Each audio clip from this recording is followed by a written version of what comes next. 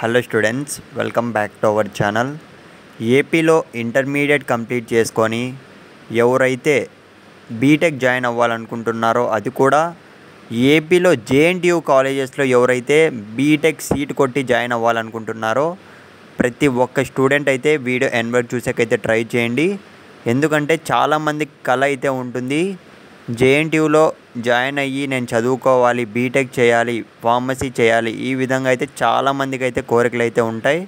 కాకపోతే మీరు ఖచ్చితంగా ఈ వీడియో అనేది చూడండి, ఎండ్ వరకు అయితే మీకు యూజ్ అవుతుంది. ఇకపోతే వీడియో స్టార్ట్ చేసే ముందు మీరు ఇంకా మన ఛానల్ సబ్స్క్రైబ్ చేసుకుంటే వెంటనే ఛానల్ సబ్స్క్రైబ్ చేసుకోండి. ఇకపోతే జేఎన్టీయూలో జాయిన్ అవ్వచ్చు ఏ విధంగా? ఎంసెట్ ఎగ్జామ్ రాసి. సో ఈ విషయం అయితే అందరికీ తెలిసిందే. సో ఎంసెట్కి మీరు ఈజీగా ఎలా పాస్ అవ్వాలి అన్న దానిపైన అయితే మన యూట్యూబ్ ఛానల్లో కంటెంట్ మొత్తం పెట్టాము. మీకు ఏమైనా డౌట్స్ ఉంటే కామెంట్ కూడా చేయండి. ఇకపోతే ఈ విషయం పక్కన పెట్టేద్దాం.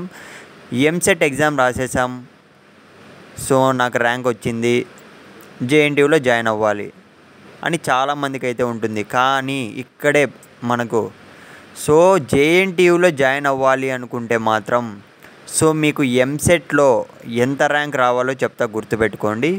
దాన్ని బట్టి మీరు ప్రిపేర్ అవ్వడానికి అయితే ట్రై చేయండి. ఎందుకంటే అంత ర్యాంక్ వస్తేనే మీకు జేఎన్టీయూలో సీట్ రావడం జరుగుతుందన్నమాట.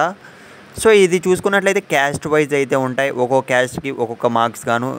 యాజ్ యూజువల్గా ఎస్సీ ఎస్టీ వాళ్ళకి తెలిసిన విషయమే, వాళ్ళకి కొద్ది తక్కువ ర్యాంకులో తక్కువ వచ్చిన వాళ్ళకి సీట్ అనేది ఈజీగా వచ్చేస్తుంది. బీసీ వాళ్ళ పని ఏంటి, ఓసీ వాళ్ళ పని ఏంటి, సో ఇంకా మిగతా క్యాస్ట్ల వాళ్ళ పని ఏంటి అన్న విషయానికి వస్తే